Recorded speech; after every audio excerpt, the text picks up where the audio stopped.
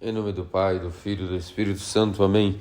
Queridos amados cristãos ortodoxos, hoje chegamos a esta maravilhosa festa do nosso calendário litúrgico, 40 dias antes da festa da exaltação da Santa Cruz. A Santa Igreja determina que nós devemos celebrar a festa da transfiguração do Senhor no Monte Tabor, da mesma maneira que 40 dias antes de sua paixão e de sua gloriosa ressurreição, nosso Senhor se transfigurou diante de seus discípulos no Monte Tabor. Na igreja primitiva, essa festa exatamente era celebrada 40 dias antes da Páscoa, justamente para manter estritamente fiel a circunstância em relação ao acontecimento da transfiguração no Tabor, que foi justamente 40 dias antes da paixão de nosso Senhor e sua ressurreição. Mas, com o decorrer do tempo, a Santa Igreja percebeu que seria melhor glorificar a Deus nesta festa, num período que fosse 40 dias antes da festa da exaltação da cruz, exatamente pela simetria teológica que essa festa possui com o esplendor da exaltação da Santa Cruz e as implicâncias da luz do Tabor com o poder da cruz vivificante em nossas vidas. E então a natureza desta festa, suas implicâncias para a nossa vida, é o que vamos então hoje tentar entender com a graça de nosso Deus. Meus amados cristãos ortodoxos, qual seria o propósito que nosso Senhor e Deus Salvador Jesus Cristo subiu com seus discípulos prediletos, Pedro, Tiago e João, e foi a esse Monte Tabor orar, recolhido, e se transfigurou diante deles? Qual será o propósito? Qual será o objetivo que nosso Senhor se recolheu e se transfigurou diante deles?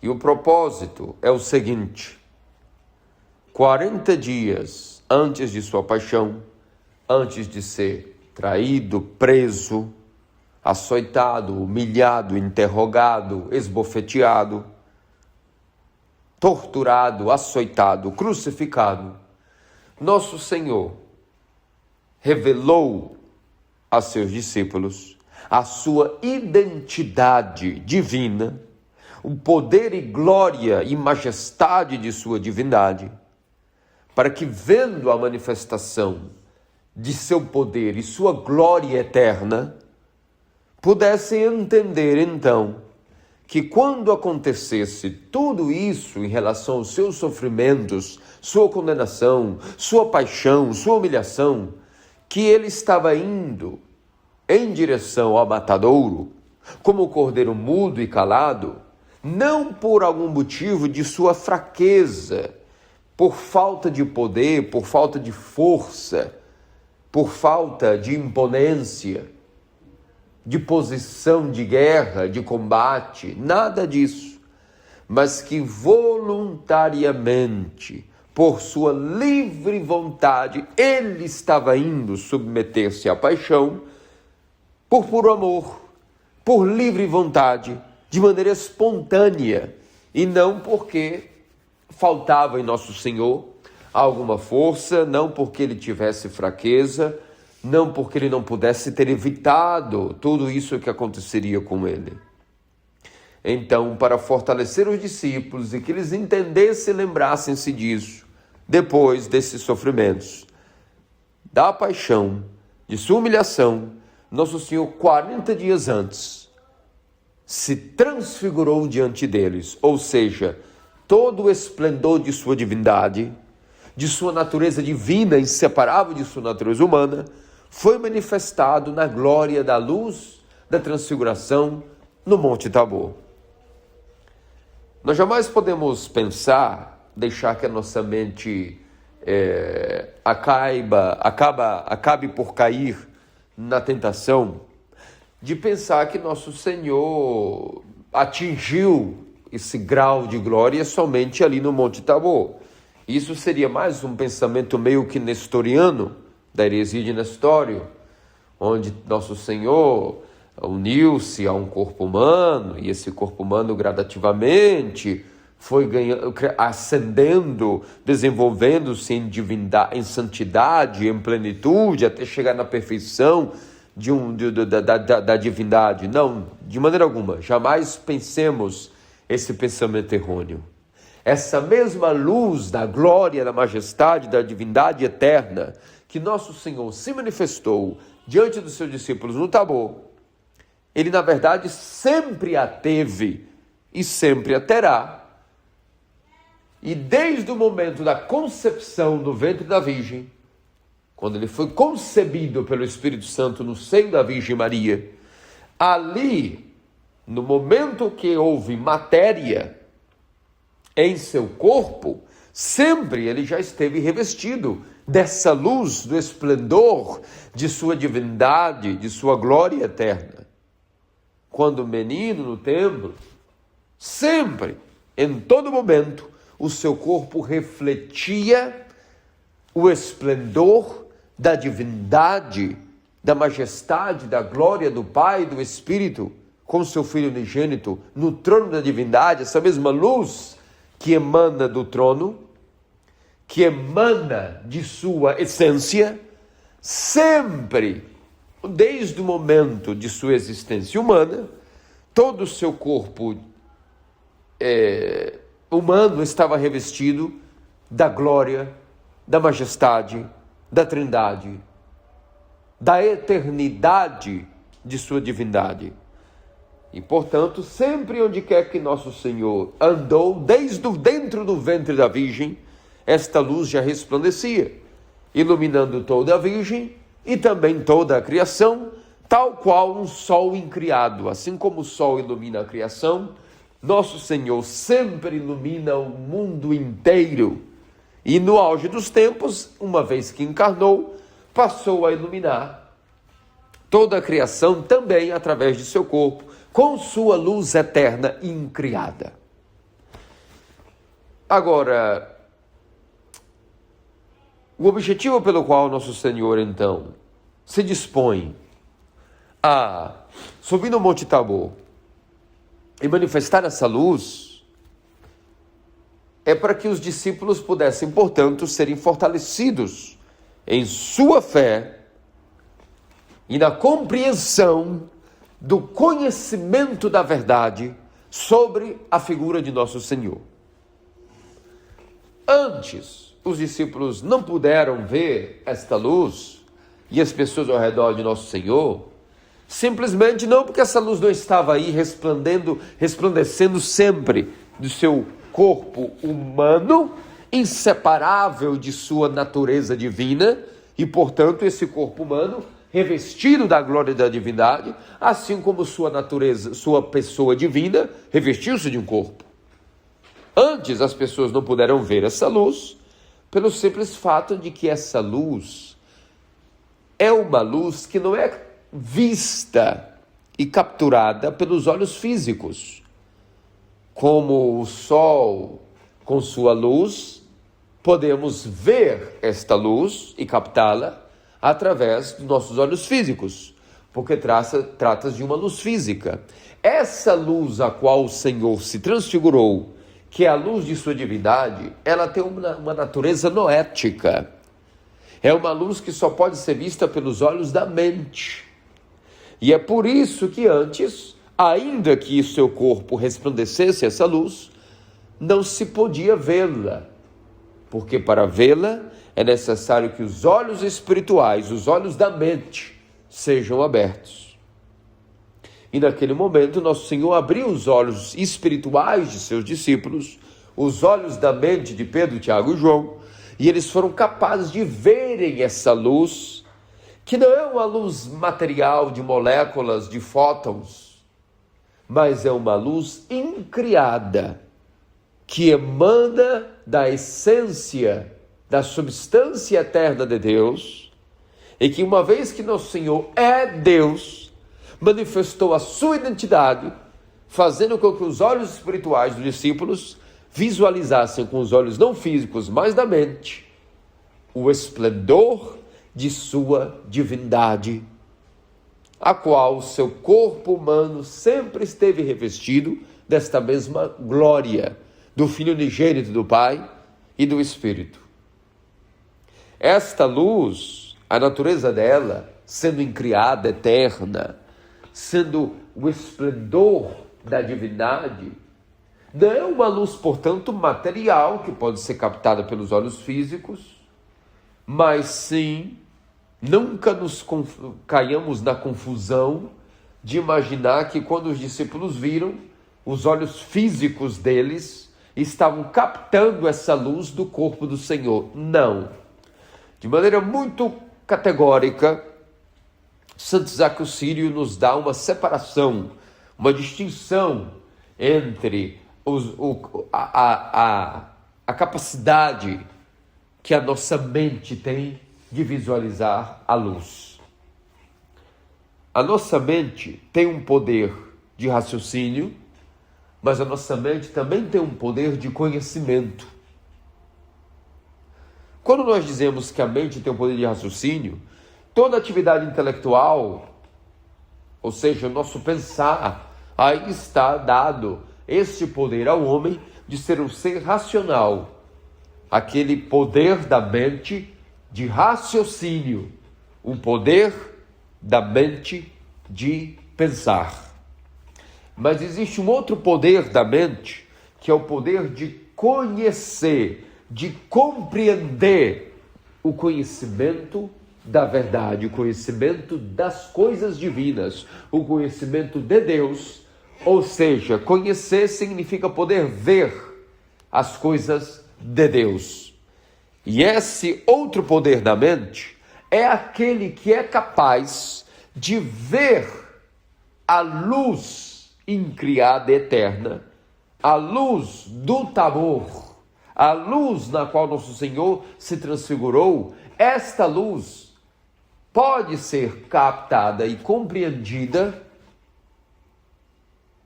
pelos olhos da mente, no tocante ao poder não de raciocínio, mas no poder de conhecimento das coisas divinas que a mente possui.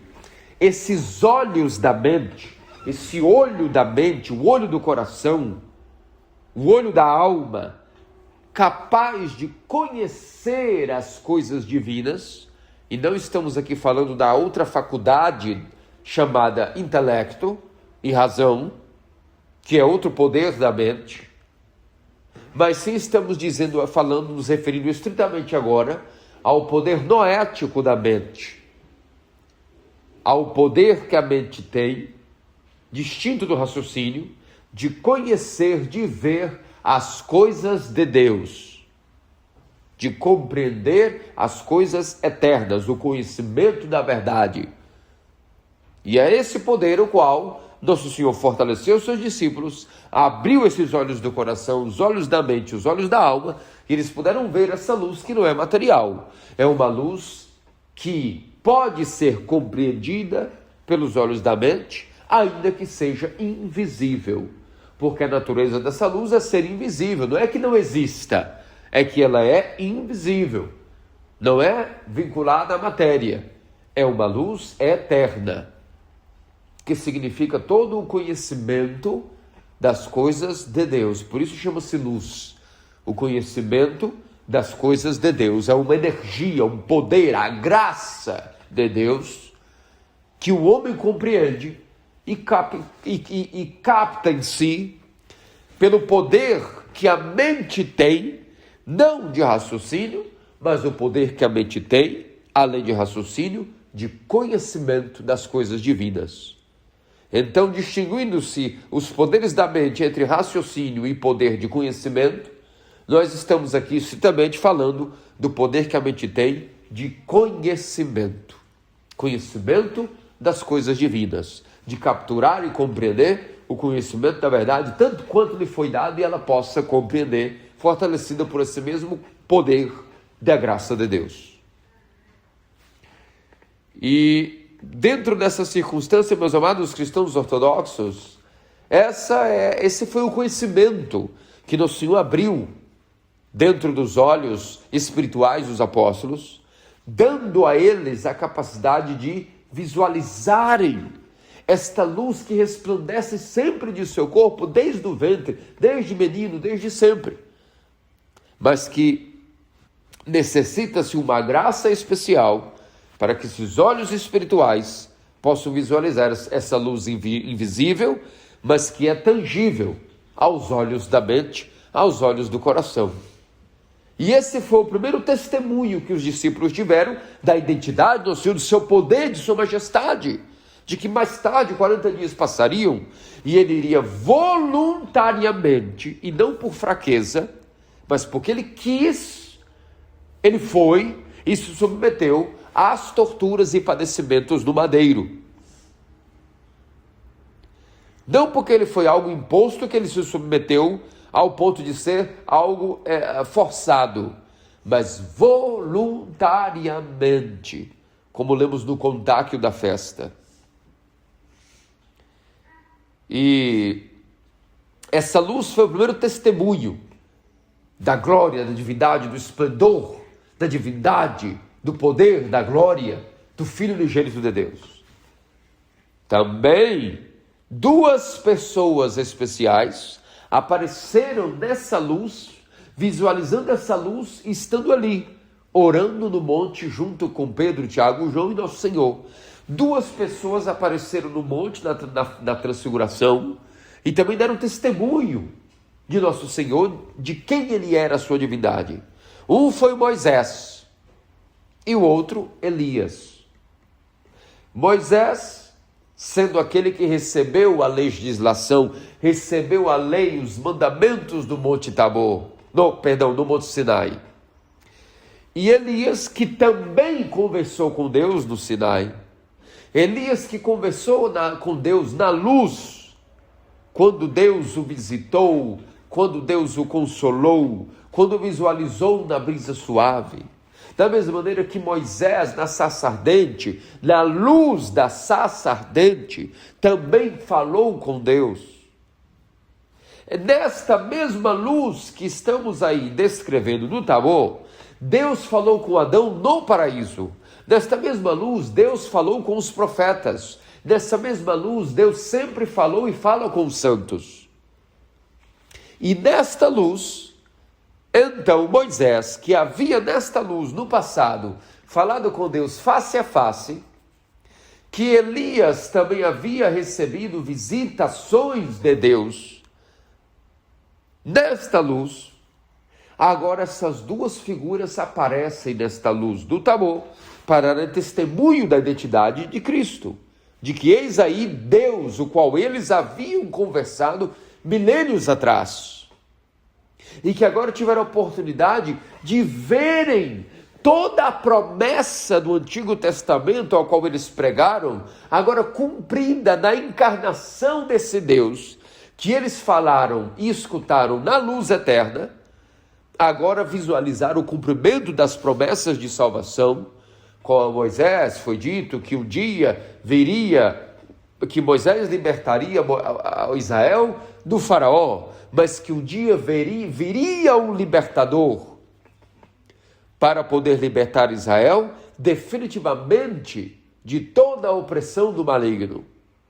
Da mesma maneira, Elias, quando diante dos ídolos e dos sacrifícios de Baal, também invocou Deus, e Deus com fogo consumidor consumiu todo, ainda que as oferendas estavam encharcadas diante da lei, encharcada com água.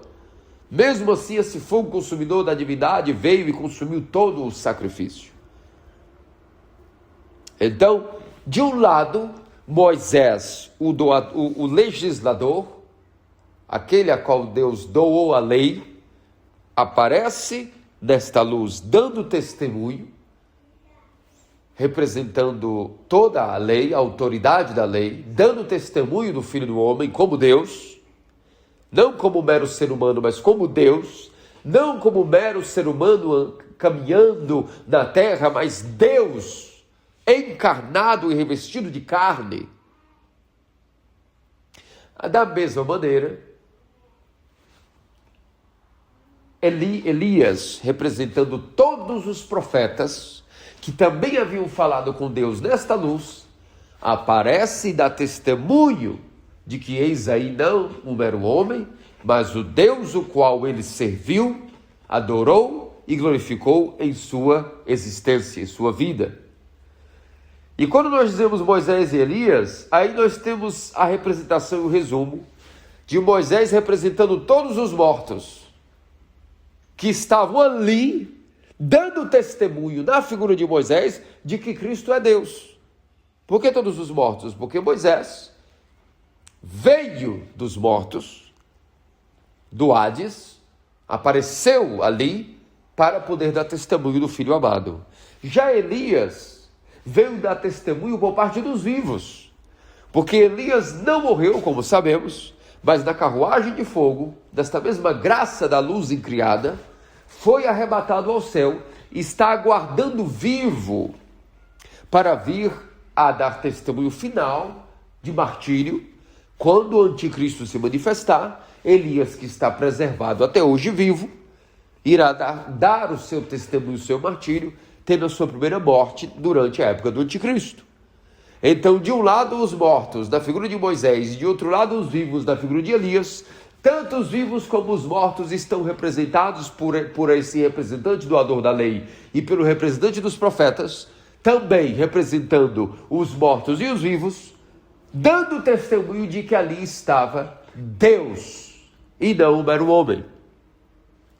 E por fim, também a voz eterna do Pai, a voz incriada e eterna da primeira pessoa da Trindade, Deus Pai, também deu testemunho com sua voz, dizendo: eis aí o meu filho amado, escutai-o. Então vemos que todo o cumprimento da manifestação da glória do Filho do Homem ocorreu na festa da transfiguração, fortalecendo os apóstolos e dando a eles total conhecimento de que Cristo somente iria passar por a paixão e pelos sofrimentos, pelas torturas, pela humilhação, como cordeiro e não matadouro, simplesmente porque ele voluntariamente, daqui a 40 dias, iria ele mesmo se auto-submeter aos flagelos, ao padecimento, aos sofrimentos da cruz. E que, claro, isso seria a maneira pela qual ele derrotaria a morte e triunfaria em sua glória como Deus e homem, mas especialmente como homem, vencendo a morte, uma vez que este homem nunca pôde cometer pecado, porque Deus não peca contra si mesmo, e sendo em nós igual a tudo exceto no pecado, jamais o pecado teria poder sobre ele, nem tampouco a morte, e portanto a corrupção não teria efeito sobre ele, logo a morte não poderia mantê-lo, e assim a morte seria anulada pela sua própria morte e futura ressurreição.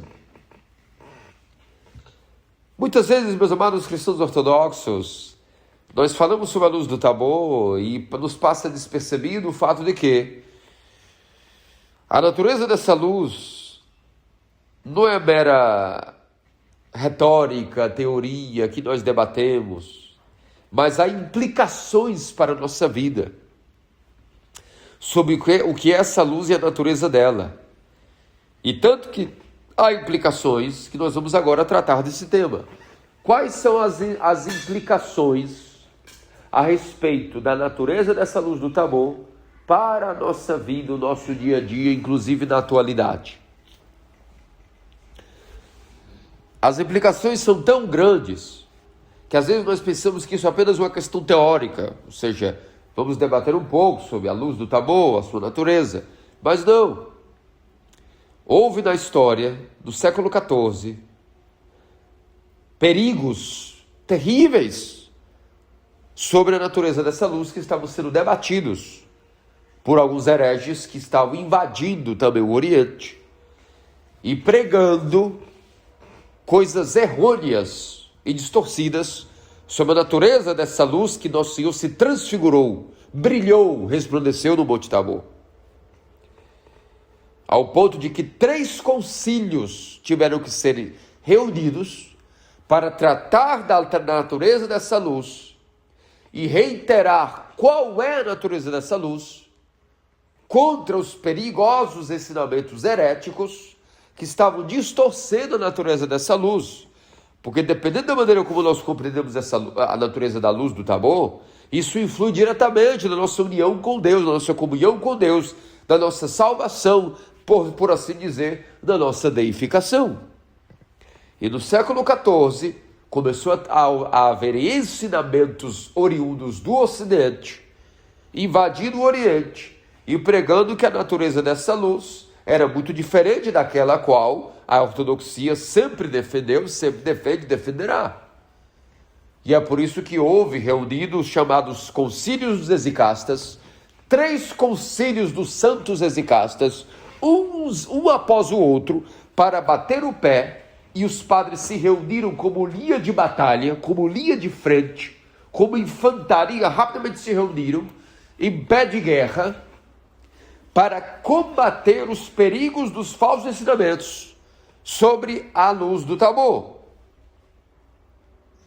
Os hereges começaram a dizer que a natureza dessa luz, que essa luz não era eterna, nem criada, mas que quando o Senhor se transfigurou no Tabor, essa luz apareceu, manifestou a sua glória e depois desapareceu.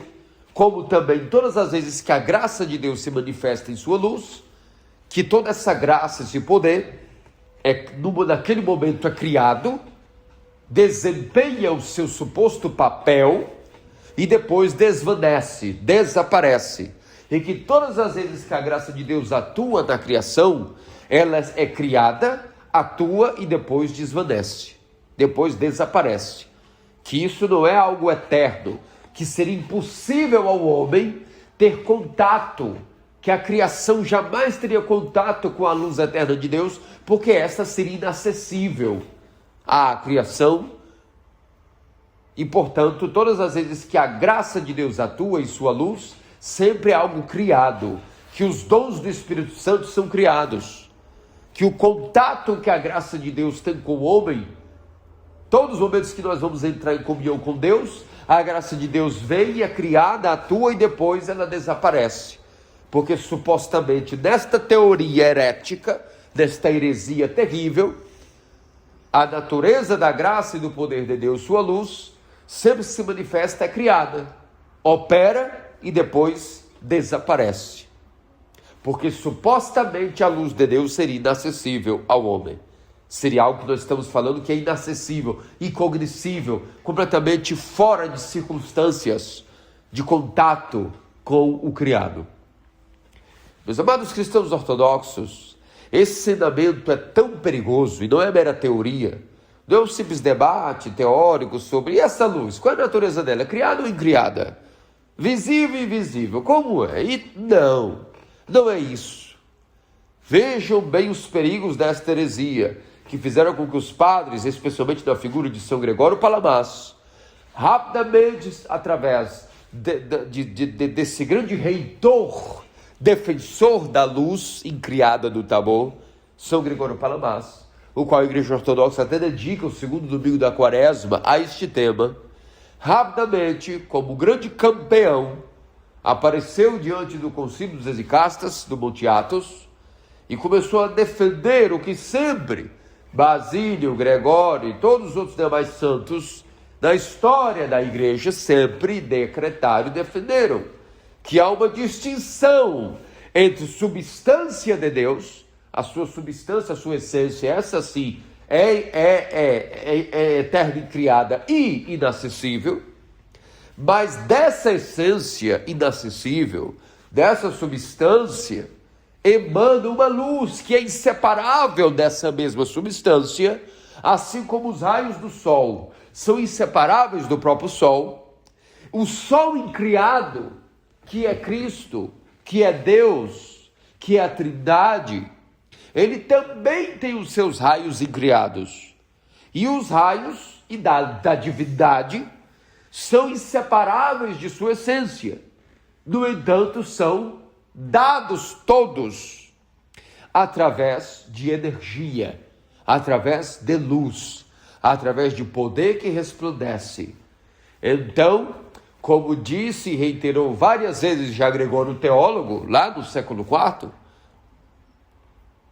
lá no século V, os padres sempre já deixaram muito claro: o Deus absconditus, do latim, se torna o Deus revelatus. Ou seja, traduzindo, Deus que é inacessível em sua essência, dá-se todo em suas energias.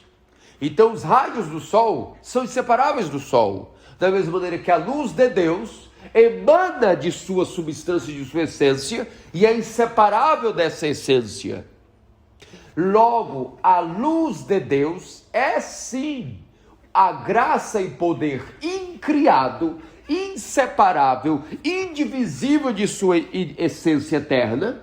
E essa luz, uma vez que é o que emana da essência eterna, essa luz também é eterna, também é incriada. E distinguindo-se entre a essência, a substância e a energia, a graça e a luz, sabemos que a graça e a luz, distinguindo-se da essência, emana dessa mesma essência de maneira eterna e incriada e permeia a criação. É através desta graça incriada que Deus cria, que Deus vivifica, que Deus mantém, que Deus opera na criação. Logo, quando nós entramos em comunhão com Deus, através dos sacramentos, da oração, da nossa vida ortodoxa, dos mistérios da igreja, da oração, da esmola, do jejum, do cumprimento dos mandamentos, porque não é somente nos mistérios e sacramentos que a graça de Deus eterno e criado opera.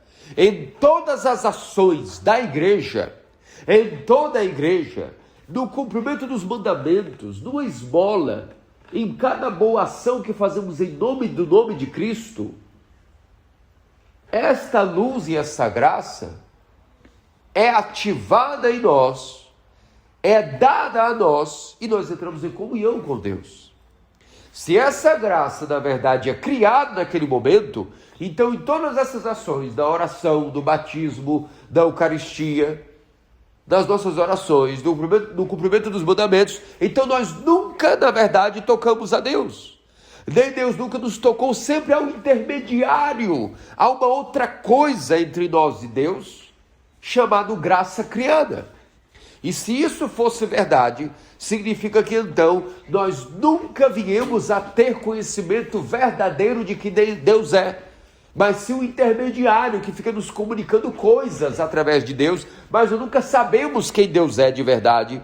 Nós nunca tocamos a Deus, nem Deus nos toca. Ou seja, há um abismo, há um infinito abismo sempre entre nós e Deus. E se é assim, comunhão com Deus, por definição, não existe. O que existe é um intermediário chamado graça, poder e luz, que fica atuando entre Deus de um lado, o homem do outro, e então nós nunca temos união efetiva com Deus. Então toda a nossa noção de união e comunhão com Deus é mera teoria, e já não existe mais salvação no sentido de deificação. E o que é deificação? A união total de Deus com o homem.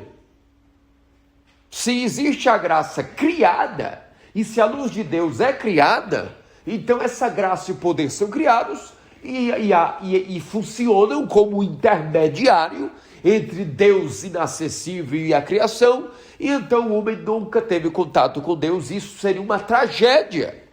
E é esse ensinamento, é nesta heresia que se baseiam todos os católicos romanos e os protestantes. E quando eu vejo pessoas que abandonam a ortodoxia e regressam a esse tipo de heterodoxia, que triste. Para nós é uma situação de entrar em luto por essas pessoas, porque acabaram por despencar da capacidade de união com Deus nesta vida e na outra, para um tipo de teoria, onde Deus passa a ser mero raciocínio, e a nossa união com Ele impossível. E tudo o que nós sabemos de Deus são apenas ideias, que podem muito bem ser até falsas até, já que nós nunca temos uma revelação eterna e criada, Se tudo foi nos passado por um intermediário, poder e graça e luz, talvez essas coisas podem até serem questionadas, porque não são produto direto de Deus revelando-se ao homem diretamente através de sua luz e sua graça, mas sim são coisas passadas através de um intermediário, que foi dado a esse intermediário o nome de graça e poder e luz. Então nós não temos nenhum conhecimento de Deus efetivo, nem muito menos união com ele. Que tristeza então esta religião heterodoxa, chamada papismo e chamado protestantismo, que compreende Deus através desse ensinamento errôneo sobre a natureza de sua graça, portanto de sua luz, de seu conhecimento, de sua verdade, de sua graça, de seu poder, que em vez de serem eternos e indissociáveis de sua essência, são criados, operam e depois desvanecem. Que trágico! Vejo o perigo da implicação desta má compreensão errônea e confusa e herética sobre a natureza da luz do Tabor. E é por isso que 3 concílios exicastas, um atrás do outro, tiveram que ser reunidos e determinaram para sempre o anatematizar de quem crê que a luz seria criada, que o poder de Deus e sua graça são criados, que os dons do Espírito Santo seriam criados, que a prática dos mandamentos nos dá uma graça e um poder, um contato com o poder criado, negativo.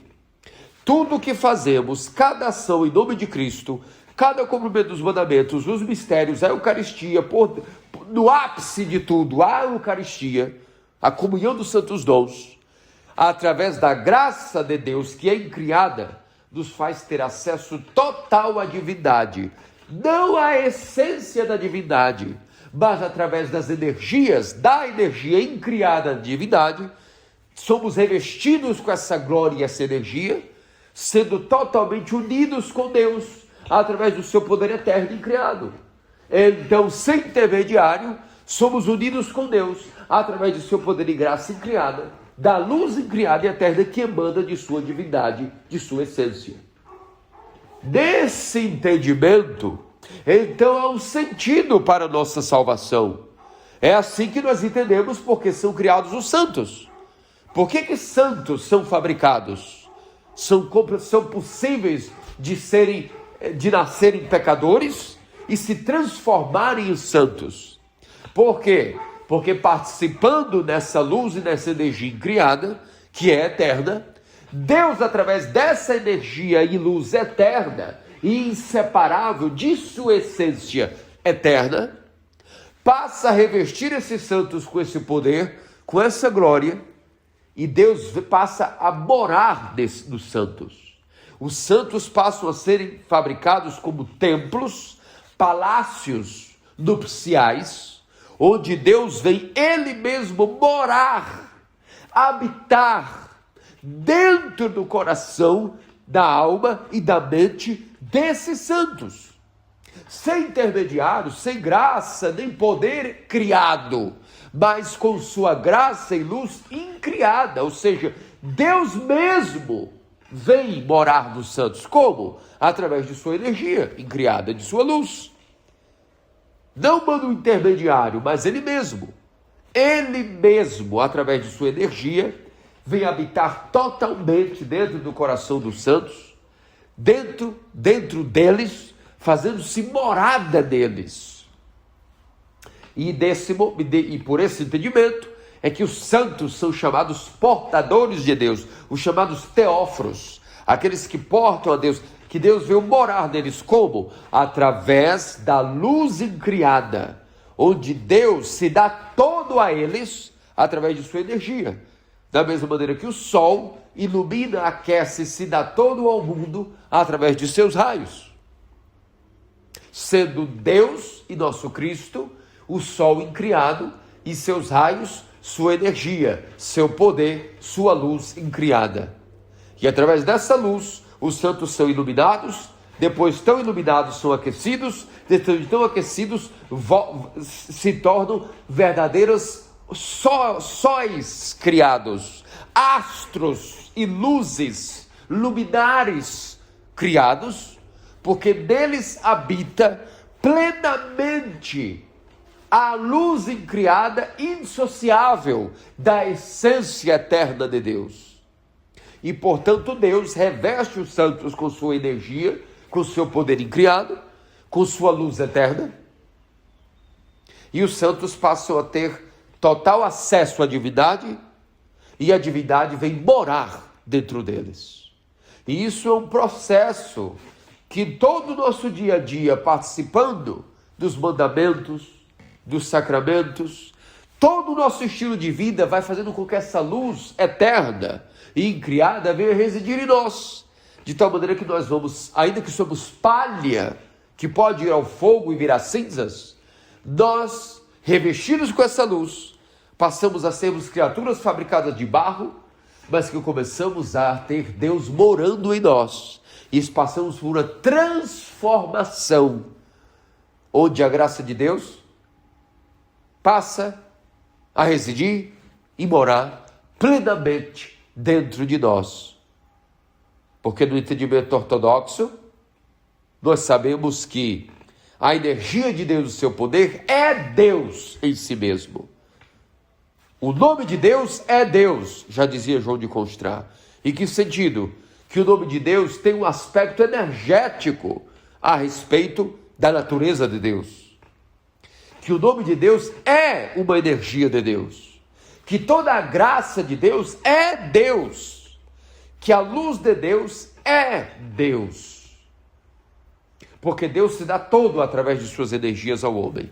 Então, quando o homem é banhado e tem acesso a essa luz, a essa graça não é o intermediário, é o próprio Deus que vem morar no homem através de sua luz, através de seu poder, de sua graça, incriados e eternos, através de sua energia incriada.